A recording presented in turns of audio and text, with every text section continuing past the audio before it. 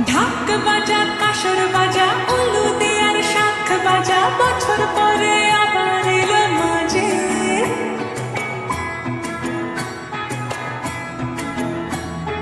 পুজো পুজো